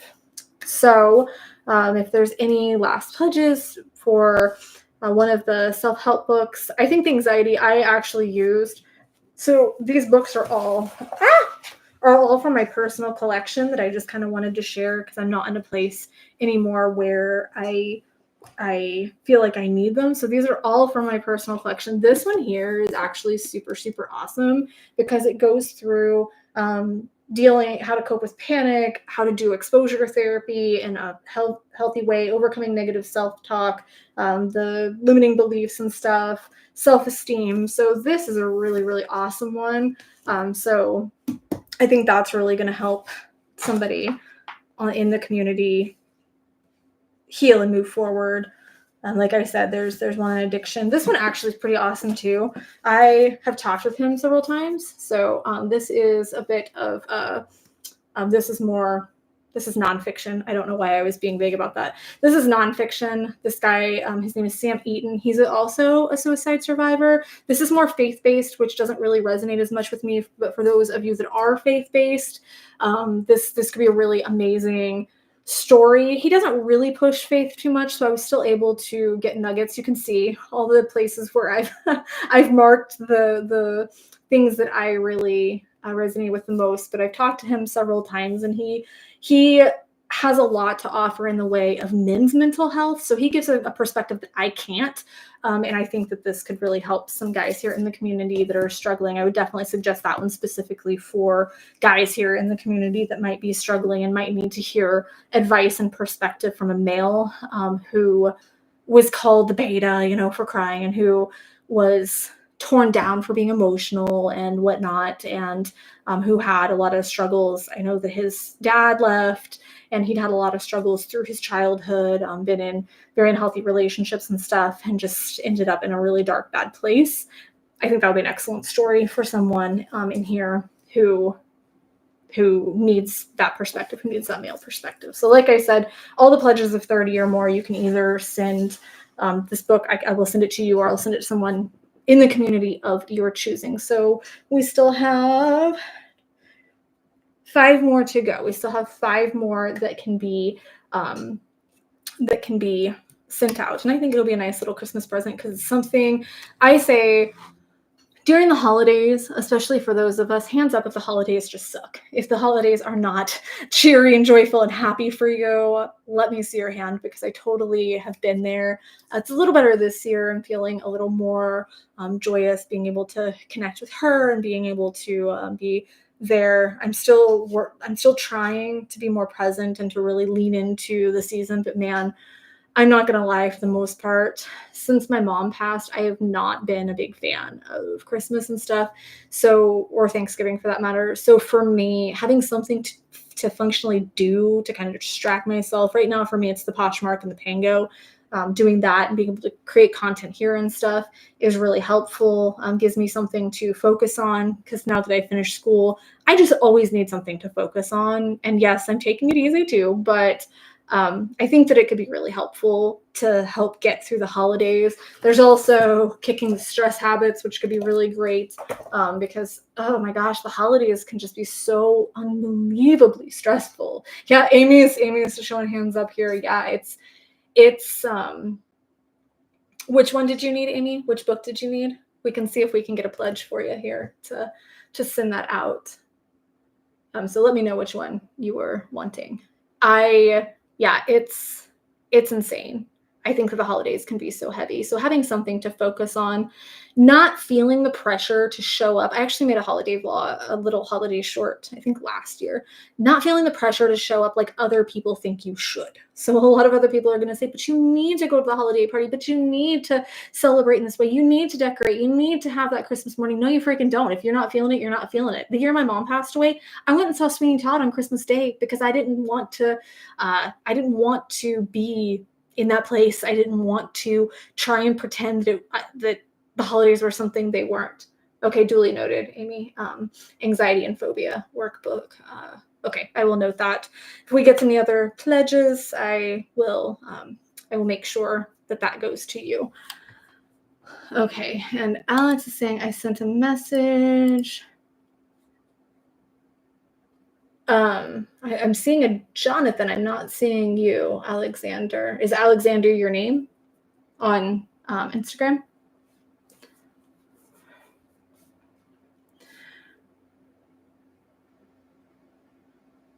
The YouTube channel says, would you like a book title to learn to speed read? Read one book a day and remember it.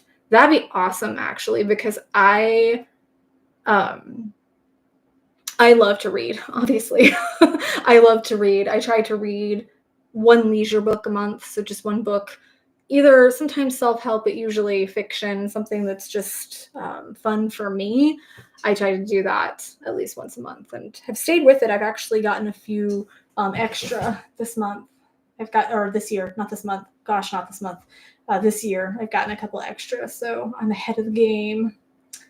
But I love to read, and sometimes I feel like I'm the only person on the planet that still likes to read. But like I said, lists and stuff, and that's why I love these books, because they're all about like lists and workbooks and prompts and stuff like that. That's how I thrive. That's how I function. Dealing with $10 problems. To cope with the $10 and $100 life struggles, you need to look a bit deeper than individual stressors. You need to examine, evaluate, affirm, discard, reconcile, modify, and rediscover those goals, values, beliefs, self-concepts that are central importance to your life. So that's an awesome little tip. So this one's full of tips. Just how to goal set, reflecting. This one was really interesting because like almost every page has prompts at the bottom of it, which is just really awesome to me. Okay, Alexander. So I'm going to read this message from Alexander here. Let's see. My grandfather has recently passed away, but before he died, he told me and all of my siblings a horror story that he lived through, and ever since I cannot seem to get any sleep or get any relief on humanity. My grandfather was a survivor from it for some reason blurred this out, Holodomor in Ukraine between 1932 and 33. Holodomor was a famine massacre that was orchestrated by Soviet Union leader Stalin. During the famine, his parents told him that they will kill themselves so he could eat them. During the famine, thousands of people became cannibals, and my grandfather became a cannibal by eating his parents to stay alive. Wow, that is a very heavy story. I would be having nightmares too, that things like that happen in history, that things like that ever existed, that ever was a thing. I'm so sorry that is in your brain now. That's going to take me a minute to process out of my brain now. I think there are ways to do ancestry work, to do healing, like ancestry healing, generational trauma. My suggestion in this would be looking into generational trauma and generational healing, and maybe finding a professional that can specifically work with that because it's completely understandable that there is this trauma personally in you and this trauma that's lingering because of this situation. And I read this in real time, so I'm sorry if this upset anyone else here hearing about this, but it is the kind of thing that, like, with when I did the reaction to Daddy, it was one of those things that it's, do I post this because this is really heavy, and my heart's sitting here racing listening to it. But I'm a firm believer that stories need to be told and that we need to sometimes be a little uncomfortable because their sacrifices, deserve to be heard. Jonathan, as in Jonathan from Korn, Jonathan Davis from Korn, his story needs to be heard, even if it makes us feel uncomfortable. So I'm sorry if I made anyone feel uncomfortable. Usually I'm really big on trigger warnings. I was reading this in real time. But yeah, I would highly suggest doing some research into generational trauma and ancestry healing. Thank you so much, Nick. Okay.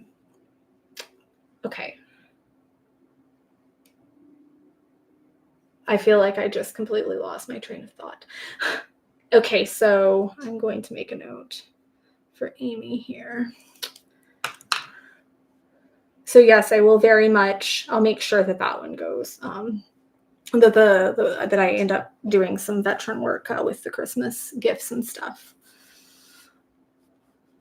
Some veteran outreach.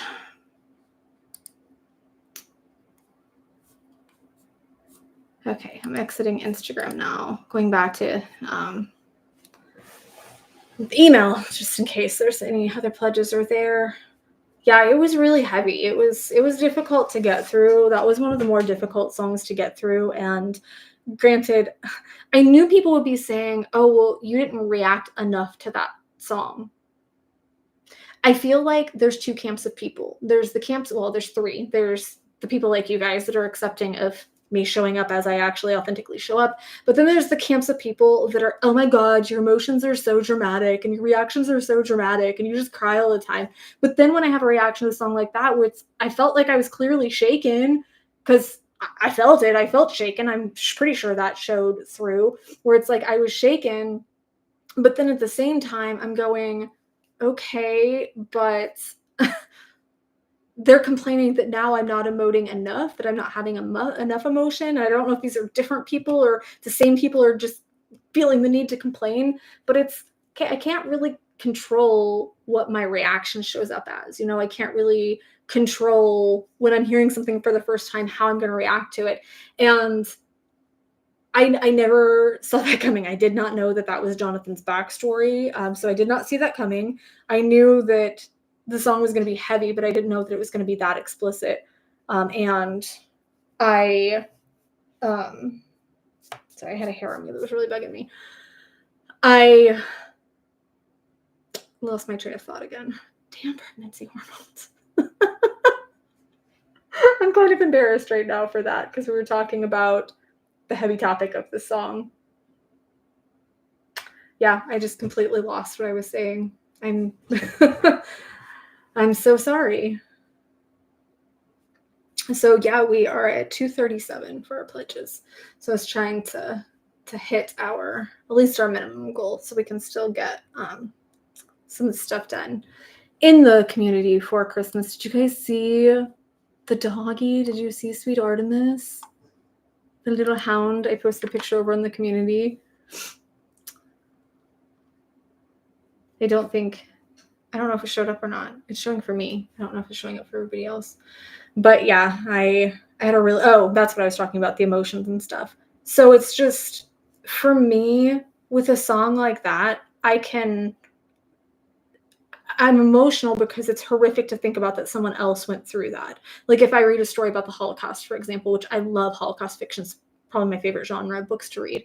But when I read about that, yes, I'm distressed. Yes, I'm disturbed. And sometimes I will cry over it. But for the most part, it's not personal to me. It's not triggering something that I went through. So the things that make me the most emotional are like the James Blunt Girl That Never Was video, because at the time, like this is never going to happen. And I totally relate to this. At the time that I filmed that, that's the mindset I was in of, I'm never going to have this thing that I truly want. I lost a little girl too. And it was just so personally traumatic that's why I ended up breaking down. But I never went through childhood SA. I experienced, as I was talking about earlier, sexual assault as a teenager, but I never went through it as a child. I did go through child abuse from a babysitter, but never, as far as I know, child SA. So it was just, I'm shaken for Jonathan. I'm shaken for the people that have to go through this. It infuriates me, but it's not triggering me personally. So the ones that I do get really emotional about are usually ones that hit me personally. Thank you, Donald. Yes. That does get us to our 250. So thank you very much. 257, in fact. So we're just extra cool. Thank you very much. Keep on helping people. This is needed. I needed this today just as much as you did. Like I said, there's been a lot of heavy stuff going on, and I'm in this phase of just really wanting to. I'm wanting to just. I don't know. I'm wanting a big change. Like, I'm wanting a big shift. Obviously, there's a big change coming, my friends. Big change coming. But I'm just wanting kind of something really awesome to happen. I just want some really big, cool thing to happen. And then I stop to think, and I just say that out loud, and I go, hello. She's going, hello, am I a joke to you? Of course not, baby girl. Of course not. But I just feel like I'm craving something, and I'm not exactly sure what that is. And I sit here and I go, what is going on? Like, you're fine, everything's fine, but there's just something missing, and I need to figure out what that is. I feel like I have all the big components. Now I have one of my biggest dreams, but I'm just sitting here going, what is going on? Oh, thank you, David. David pledged 30 for Artemis.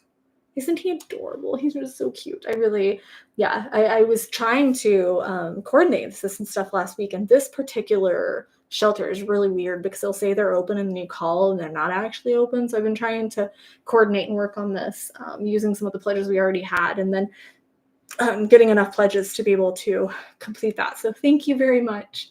I just realized I can heart these. What? Did I realize that before? I don't think I realized that I can heart the pledges and stuff. I didn't realize I could. I'm going to go back and heart everyone's pledges because now I feel bad that I wasn't hearting them, that I was acknowledging them here, but not. I wonder if it'll send them notifications, even if they're not still here in stream. Seriously, I don't think I ever noticed that before.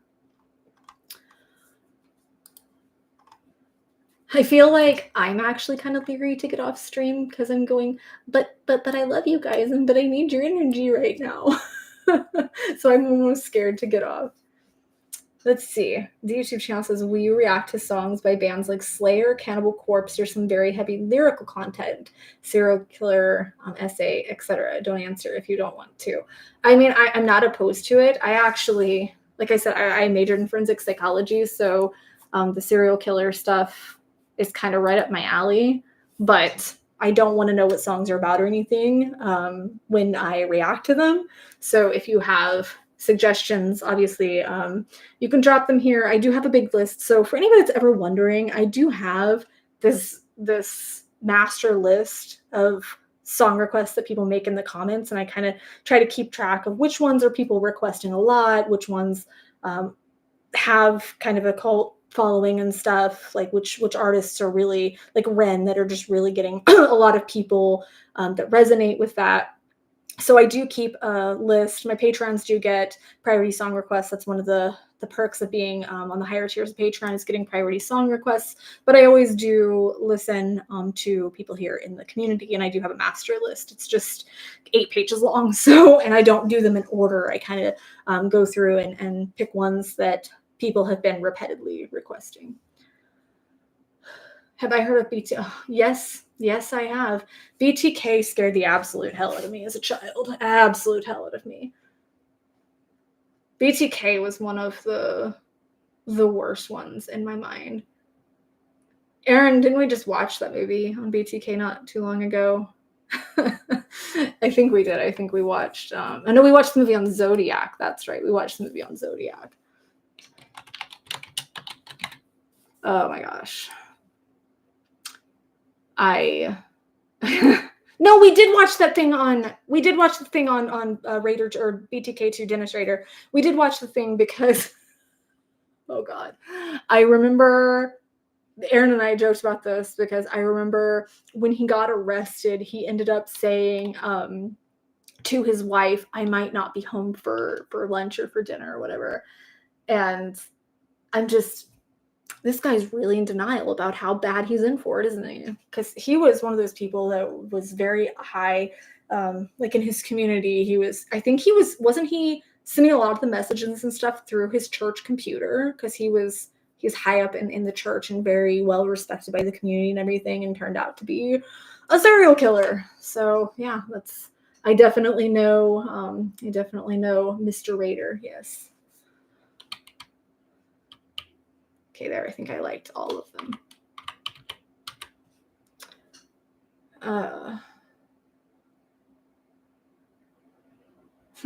Yeah, that's how they caught him. He was one of those people that I'm just, man, you're dumb. Like, you fell for some dumb stuff. I'm glad you fell for it. So the spree stopped, or not spree, but your killing stopped. But yeah, there's that dark part of me that's, you were really dumb to go about it that way. Amy says, took a class in college from the cop that finally caught him. That's awesome. My professor, I loved him so much. He was the head of the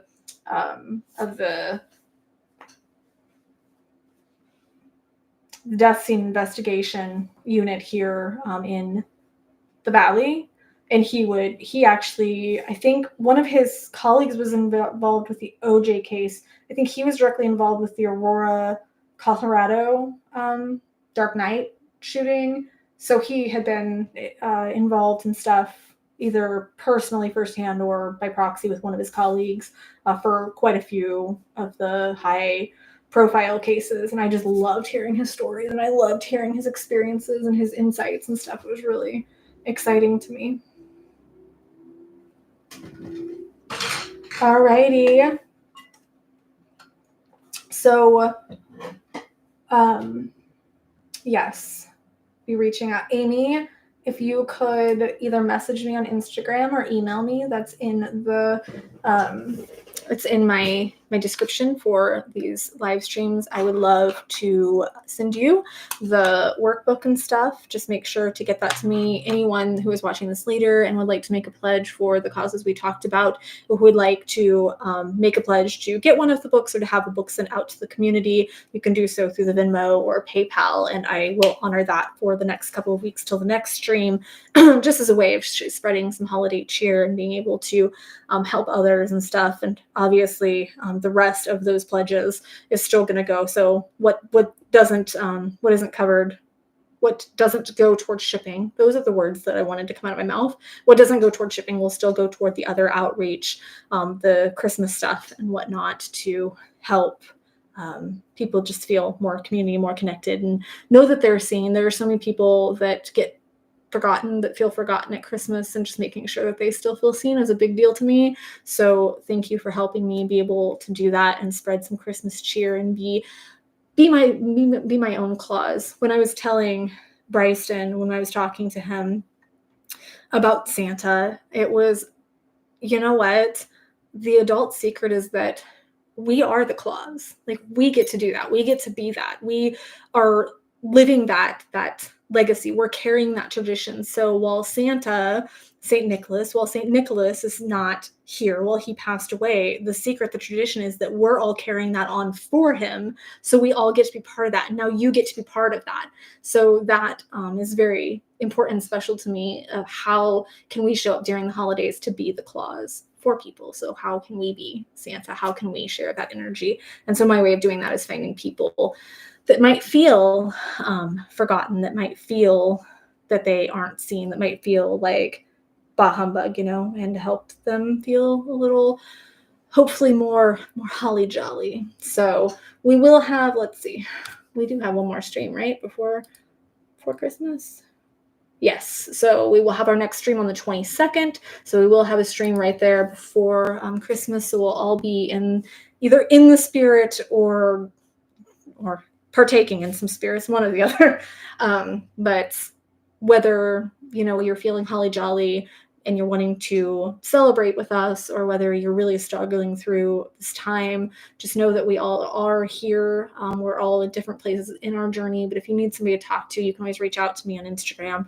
You can email me if you're needing specific help, like if you want to connect with other veterans or stuff, just let me know and I can connect you with other people here in the community. He is. Santa Claus does exist. I'm not saying Santa Claus doesn't exist. Santa Claus very much exists, but we all get to be part of that. We all get to be part of the Claus. Oh, Boo Rob, real fast. Boo Rob says, what is the book about? I want to be a secret Santa to someone this year. As I was saying, we just have a bunch of different mental health books that I am offering up to the community. So anyone that pledges $30 or more, either in the stream or if they're watching later, I'm going to send out these books to people in the community based on their needs and offer just some help. And then we have these adult coloring books. So I'm going to include these in.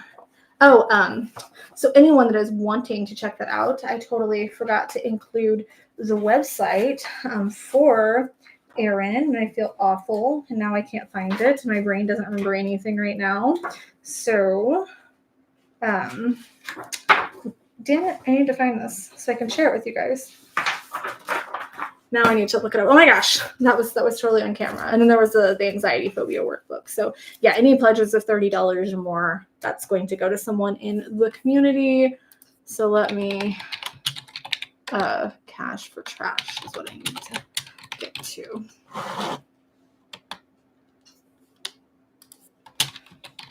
I feel terrible because this guy is so amazing and he's such a good friend and so supportive. And okay, so duh. The website is erinblackburn.com. So Erin, Aaron, Blackburn, BLACKBURN.com/book. And if you're looking to get into creative stuff, if you're looking to upcycle, if you're looking for tips on photography because you're wanting to get into photography, this book is kind of a catch-all for all of that because he's a photographer, shares a lot of his tips. Some of my modeling pictures are in there as examples and stuff. The what not to do and the what to do. So some of my not so great pictures are in this book, but he talks about how he utilizes trash to turn around and make quite a good profit off of these things that other people would throw away, right? That he makes steampunk jewelry and stuff like that. So talks about that, talks about if you're into photography, like how to do the lighting, how to do the technical stuff, how to take good pictures. There's even a little bit of psychology stuff in there.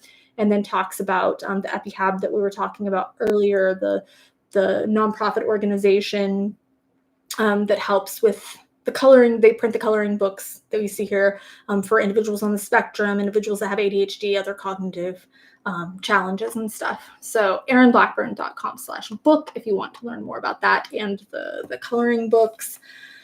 Europe says, wow, that seems cool. Yes, Edward, it is going on for 2 hours because I just felt very, very chatty today. Yes, Amy, you very much can. Amy, if you just do that through the PayPal or Venmo or whatever, I will include that with the workbook. Erin Blackburn is the author of the Cash for Trash book. So yes, all that information is in the description of the videos. But yes, Edward, no, you didn't miss. You just missed the amazing song. But I can sing it again for you if you want. I can sing the Snap Cup song just for you, Edward.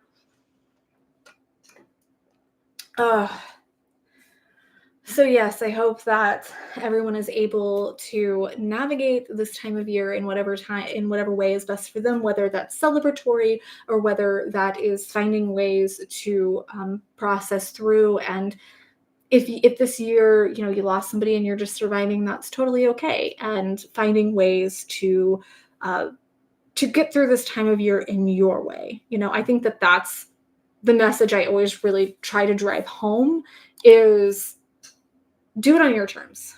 Holidays, whatever, do it on your terms. And that's not just celebrate your your faith. That's like I was saying earlier, if you feel like you just need to watch a horror movie on Christmas, then you go ahead and do that. Go over to the Dead Meat channel and watch some kill counts. If that's the mood you're in, that's the mood you're in. If you feel like, you know what, I'm really wanting to do some healing during this time, I'm really wanting to move forward, you can use it as a time for goal setting, you can use it as a time for processing, shadow work. You can use it as a time for charity. You know, there's so many different ways that we can show up this season, and it doesn't have to be all red and sparkly and strangling ourselves with garland and just raining icicles everywhere. And you don't need to be all ho ho jolly all the time. Thank you so much. I'll keep an eye out for that, Amy. And like I said, make sure to message me with your address and stuff. Alrighty. So yeah, I need to get off here. I need to eat now. I'm hungry. She's hungry. We need to go get some dinner. But thank you guys so much. I'm glad that we get to spread some of the love. I love you so much. I will see you soon. And yes, there was nothing else I needed to say, but I accidentally put an and there. But seriously, guys, I love you and I appreciate you. Mwah. I'll see you soon.